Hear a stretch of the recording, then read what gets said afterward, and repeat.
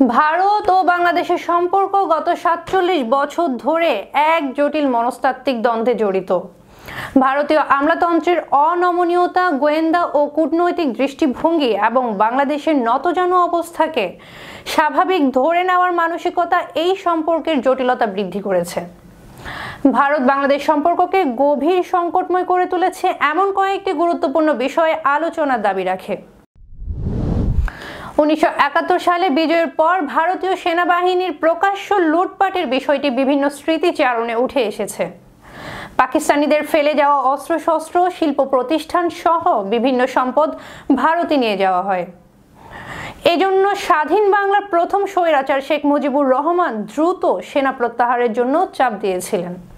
১৯৭২ সালে পরীক্ষামূলকভাবে চালু করা ফারাক্কা বাঁধ আজও বন্ধ হয়নি। পানির ন্যায্য হিস্সা নিয়ে ভারত কখনোই সদর্থক ভূমিকা নেয়নি। ১৯৭৬ সালে মাজলুম জননেতা মাওলানা ভাসানীর নেতৃত্বে ফারাক্কা মার্চের সময়ও ভারত বন্ধুত্বপূর্ণ সমাধান করতে ব্যর্থ হয়। ১৯৭৪ সালে বাংলাদেশ বেরোবারি হস্তান্তর করলেও ভারত বহু বছর পর মাত্র ৮ ঘন্টার জন্য করিডোর ব্যবহারের অনুমতি দেয়। এই দৃষ্টিভঙ্গি সাধারণ মানুষের কাছে ভারতের বিশ্বাসঘাতকতা হিসেবে প্রতিভাত হয়েছে। স্বাধীনতার মাত্র ৪ বছরের মাথায় ভারতীয় গোয়েন্দা সংস্থা চাকমা বিচ্ছিন্নতাবাদীদের মদদ দেয়। এর ফলে বহু সেনা সদস্য ও সাধারণ মানুষের প্রাণ হারাতে হয়। ফারাক্কার পাশাপাশি ৫৩টি অভিন্ন নদীতে একতরফা পানি প্রত্যাহারের ও রিভার লিঙ্কিং প্রকল্পের মাধ্যমে বাংলাদেশের পানির অধিকার হরণ করেছে ভারত। সীমান্তে বিএসএফ এর গুলি ও ফেলানি হত্যাকাণ্ডে ভারত যে অমানবিক দৃষ্টিভঙ্গি দেখিয়েছে তা দুই দেশের সম্পর্ককে গভীরভাবে আঘাত করেছে। রোহিঙ্গা সংকটে ভারত কোনো কার্যকর সহায়তা না দিয়ে উল্টো মিয়ানমারের পাশে দাঁড়িয়েছে। রোহিঙ্গাদের ফেরাতে ভারতের অনাগ্রহ বাংলাদেশের প্রতি তার নৈতিক দায়বদ্ধতার অভাবকেই নির্দেশ করে।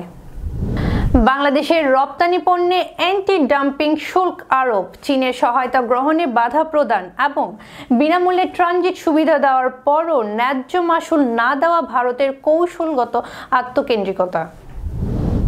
ভারত যদি সত্যি বাংলাদেশকে বন্ধু মনে করত তাহলে তাকে উদার ও সমতার ভিত্তিতে সম্পর্ক করতে হতো।